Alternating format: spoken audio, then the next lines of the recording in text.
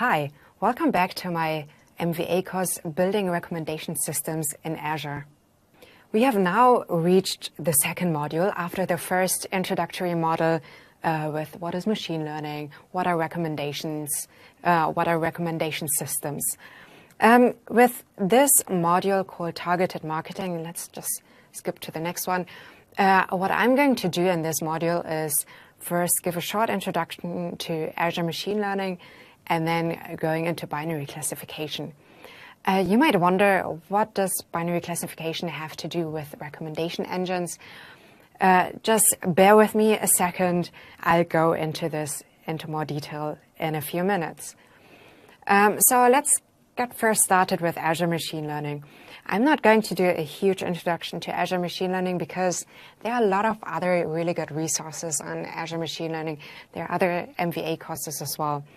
But still, in short, what the whole vision of Azure Machine Learning is to democratize machine learning, to actually make it accessible to every single one in the enterprise. Well, let's face it, throughout the world.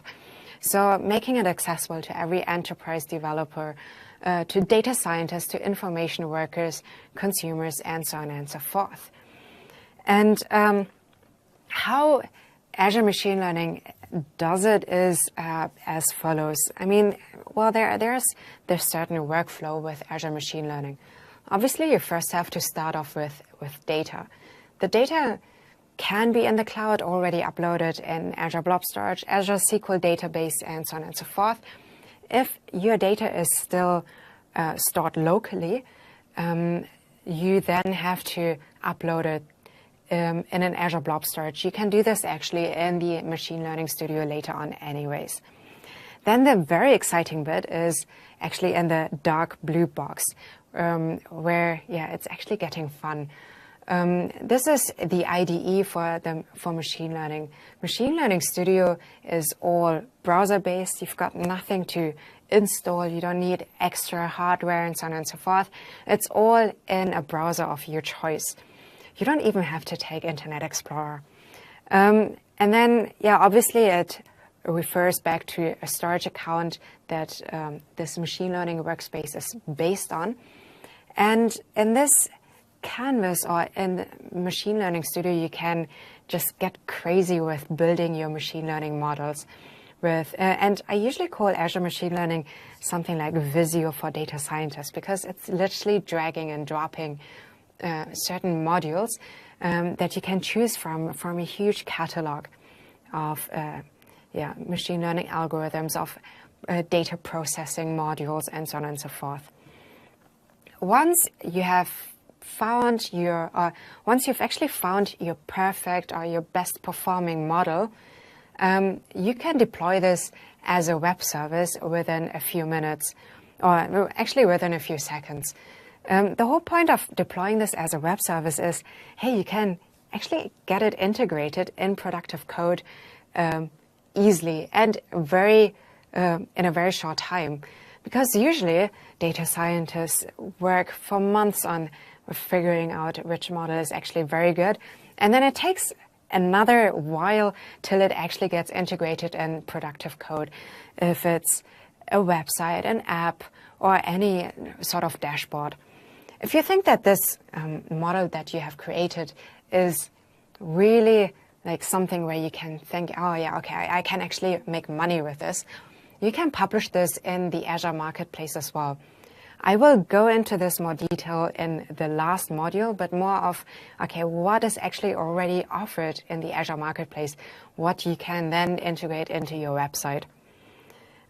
So I think we can get almost started.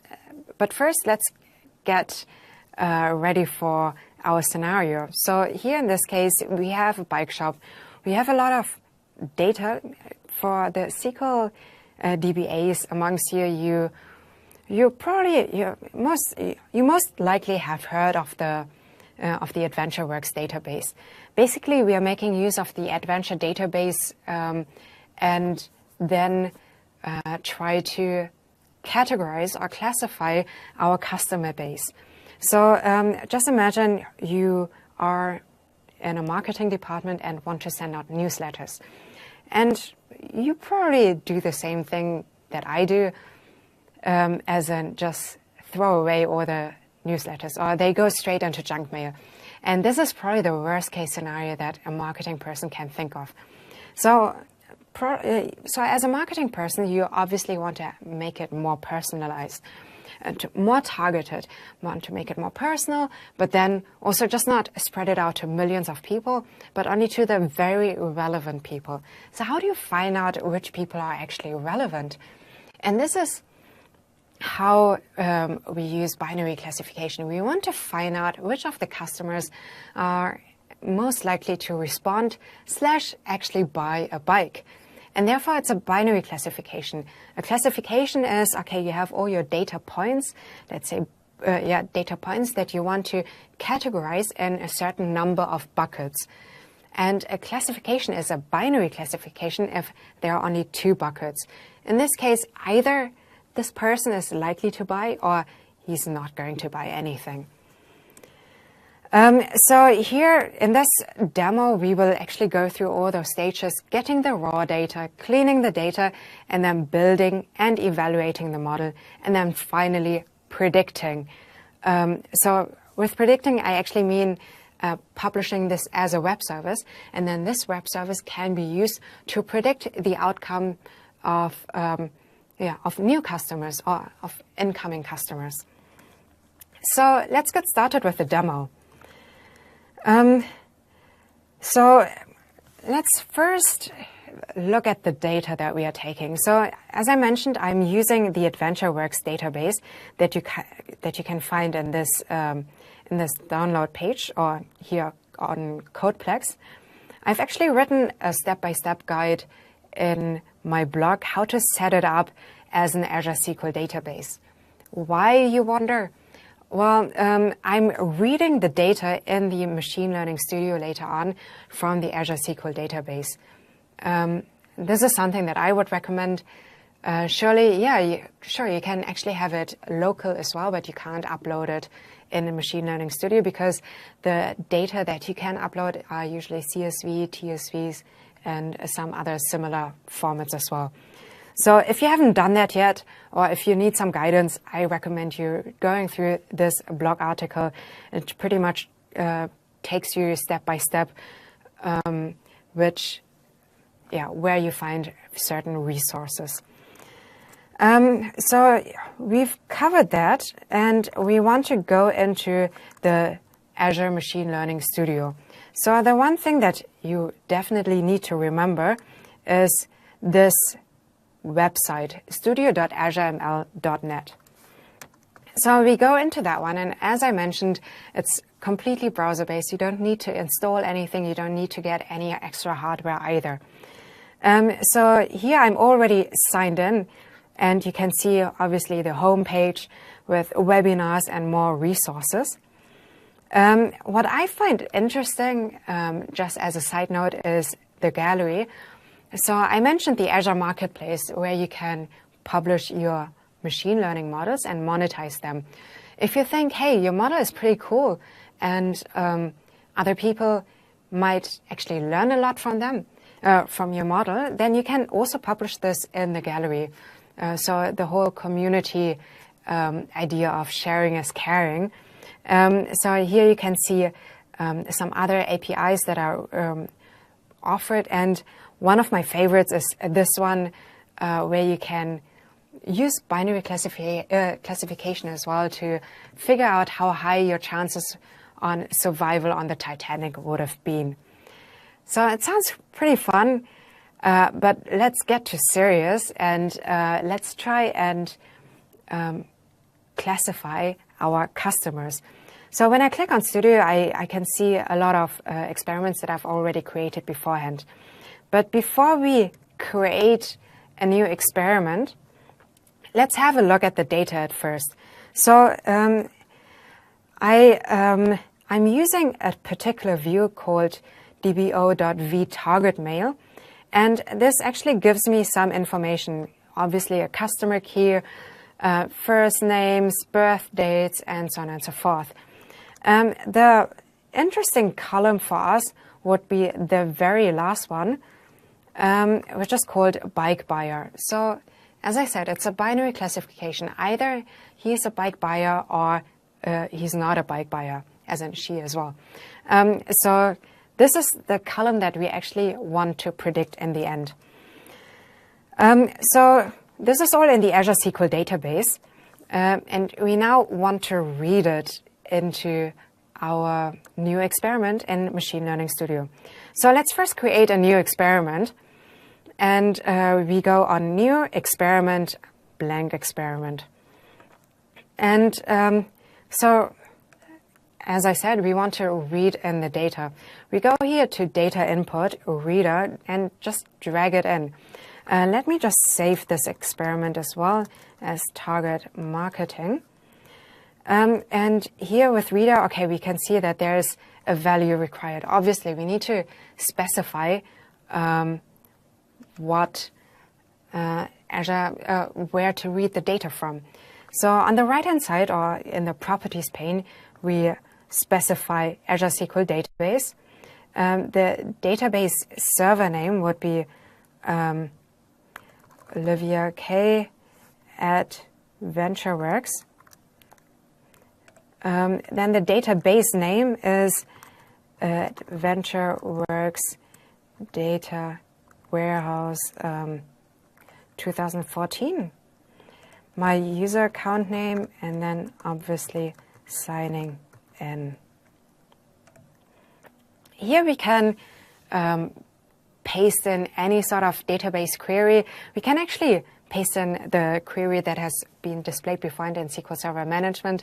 But here in this case, we actually want to just select certain columns. So I'm going to choose certain sets of columns, as I've mentioned beforehand. This is the query that I'm going to run. Just copy and paste it into here. And then I can just run it to read in the data first. This will be useful for later on if I want to have a drop-down menu. And then it's already all offered in there without having to type it in all manually. So the data is now all read in that we can see here with the green tick. If we want to have a closer look, let's just we can save it as a data set or we can visualize it. So with visualizing, it's pretty much just peeking into the data set. So we can see it has 18,000 rows and 16 columns. Obviously, we can see customer keys and so on and so forth. We can also have a look at the marital status, so whether we are dealing with a customer that is married or single. Nicely done. Also on the right-hand side, you can easily get a histogram as well. So it seems to be that most of our customers are actually married, or more than half of them. And then obviously we can also have a look at the gender distribution. Here, slightly more male people than female. And then, as I mentioned, the most interesting one to us is the final column, bike buyer. And it's fairly evenly distributed. So slightly more than half of them actually didn't buy a bike in the end. And slightly less than half of our customers ended up buying a bike. Here also we can have a nice distribution of the age. So, okay, we've read in the data, so we got the raw data. Now the next step would be cleaning the data. So I usually recommend cleaning the data already beforehand because as we import the data into machine learning, into Azure Machine Learning, I mean, we can already have some gut feeling, okay, which are actually the relevant columns. And just for the sake of focusing on building the model, the cleaning data process step will be held extremely trivial. In this case, I'm just going to drop some more columns. So how do I drop some columns? I use the, the module called project columns. So I'm projecting columns saying, okay, either I'm selecting or I'm dropping columns. Here again, some values required. Obviously, which columns do I want to keep or not? For that, I'll go to the Properties pane and click on Launch Column Selector. So in this case, I start off with all columns actually, because I only want to drop a few columns. Obviously, I can also create a whitelist, as in I want to keep only 4 columns out of the 16, but in this case, I want to drop 2.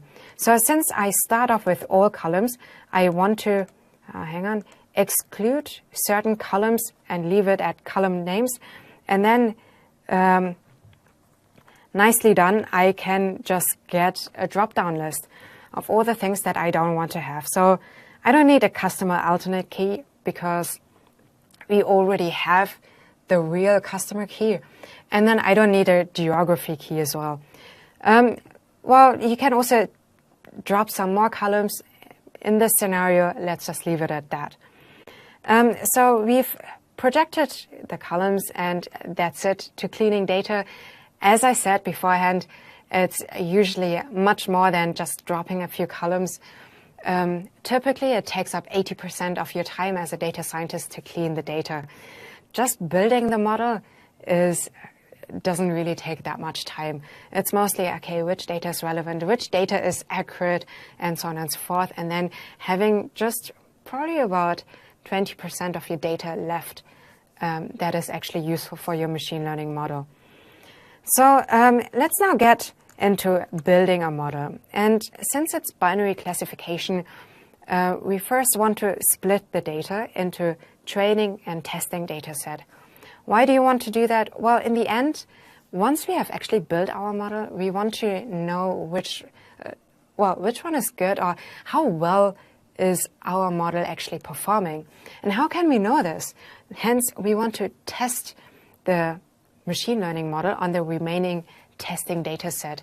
Otherwise, if we apply this machine learning model again on the training data set, that would be cheating. It would be pretty much just like learning for a physics test for the next day, but already knowing what the questions will be and what the answers will be. So yeah, here in this case, we don't know the answers yet for the testing data set, but we want to compare it later on with the predicted and the truth value. So how do we split it? Let's just type it in, split, and then we find one here. And as I said, with the Visio principle, we just drag in and drag in a line. On the right-hand side, we can specify how much of this data set should be used for training. Usually, I would say 80% for training, remaining 20% for testing, but obviously it depends how much data you actually have. So in this case, we take 80% of it and see that there are 2 outputs. One is result dataset 1, obviously, and the other dataset 2, training, testing dataset. So now let's actually build the model. And for that, we go here into machine learning, initialize model, and we know it's classification.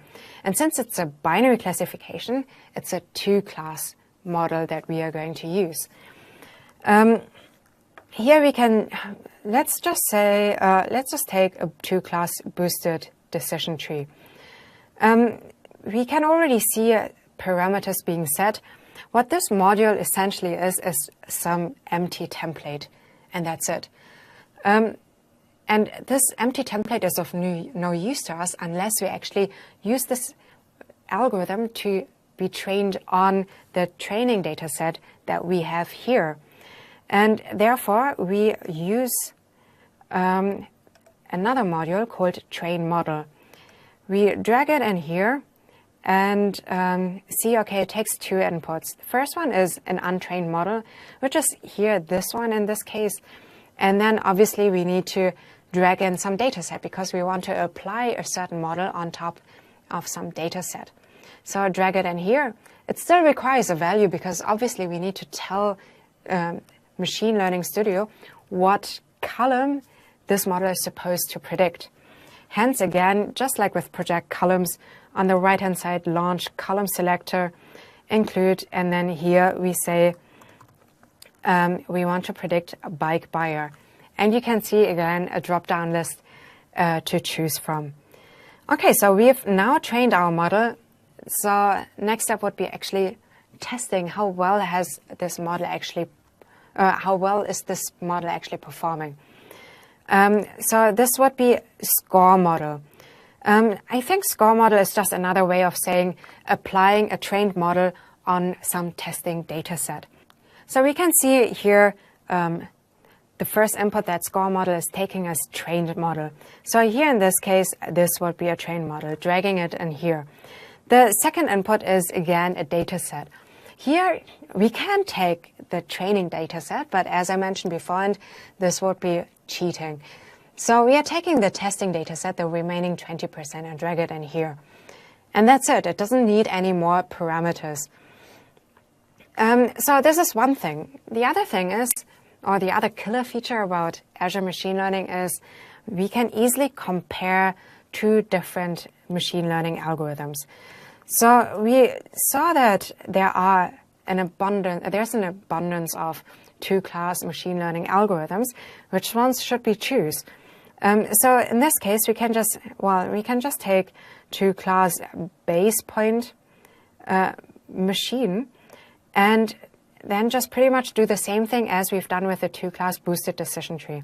So in this case, I'll just select it, copy, and then paste it, drag it in here, and then drag in the lines just like on the left-hand side as well.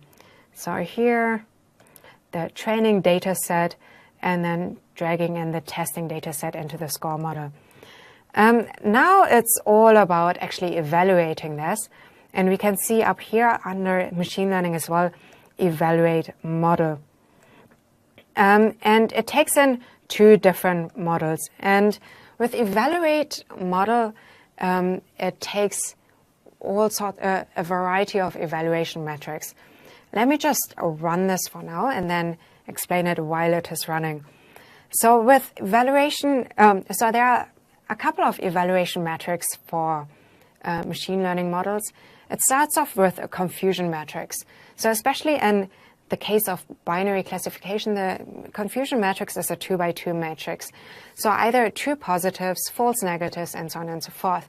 Just seeing, okay, with true positives, this would mean there's this one customer who we predicted to be a bike buyer, and turned out he actually was a bike buyer, so true positive.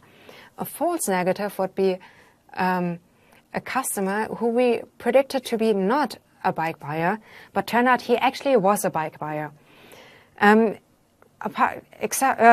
Beside the confusion matrix, there's also accuracy, precision, recall, and F1. And then there are also some diagrams that can be used, such as the ROC or ROC curve.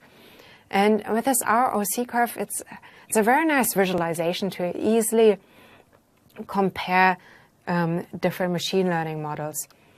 And as soon as it's done running, and we can see that it's running just in the last evaluate model, I can actually show you the diagram. In the meantime, I can actually have a look in score model as well. So remember, score model is just another way of saying applying a model on a given data set, or applying a trained model. So we can see, okay, 16 columns, meaning, remember, we kicked out 2 columns in the beginning, and we apparently gained 2 more columns. And actually, we got one column which is called scored label, so the predicted label, yes, a bike buyer, not a bike buyer, and scored probabilities. Because remember, machine learning is not really about predicting, it's more about calculating probabilities of an event happening. So the probabilities here are probabilities of how likely this, or how high the chances are that this customer is a bike buyer. So here, for instance, let's have a look at this probability, 35%. So with a confidence or a probability of 35% being a bike buyer, well, it's less than 50%. So we just classify or label this person as not a buyer. Turns out to be right, in fact, because here 0 and 0, this person was not a bike buyer, and we predicted correctly. But you can see we just took the threshold to be automatically at 50%. This is obviously also variable. It can be put at 90% or 30%. This is something that needs to be figured out later on as well. And then here on the right-hand side again, you can get a histogram. It's very similar to the one of the training data set as well. So here with Evaluate Model, just clicking here, we can save it as a data set. Actually, we want to visualize it, see what it actually gives. And as I mentioned, here is the rock curve. And if it would have been along the diagonal, this would mean it's the same as if you were throwing a coin. It's completely left to random or to luck. And the nearer the curve is towards this, the y-axis and this axis, the more accurate or the better performing this model is. But then on the other hand, you don't want it to be exactly at those axes because then it would be overfitting. It's just too good or too well trained on this certain data set that it doesn't actually allow for any anomalies. So some generalization has to be taken into account. But here we can see that clearly the blue line, or the first machine learning model that we used, as in the boosted decision tree, is the better performing one. And here are some other curves, such as the precision and recall. Here you would want to have the line to be as even as possible. And then here, the lift curve. And as I mentioned, here you can see the confusion matrix as in true positives, false negatives, and so on and so forth, and some other or some more evaluation metrics. The threshold of 50% can be adjusted here as well. And obviously it would have an effect on the performance of those algorithms. So we have now trained our models. We now know as well which of those two models we want to use, because the boosted decision tree is the better performing one. So let's just save that model. We just do it on the trained model, click on here and click on Save as Trained Model. So I'll call this Targeted Marketing. I'll do an MVA beforehand. Click OK. And now we want to actually prepare our web service.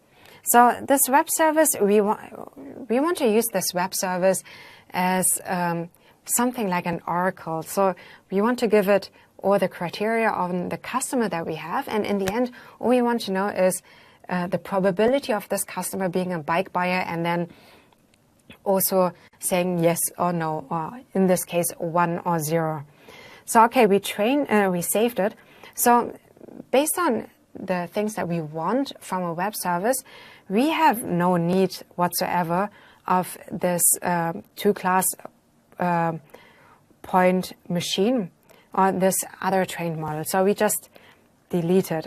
Before I do that, I'll just save it as well as a web service experiment. So, okay, I've selected these three modules. Delete these ones. Let me delete them. We don't need to evaluate anymore either, because we've already evaluated our model. All we want to know are those two columns, scored labels and scored probabilities, as in 1 or 0 for bike buyer and how high the probability. So in this case, we take score model and use, as I said, we only want those two columns. And therefore, we use the module called project columns as in the beginning.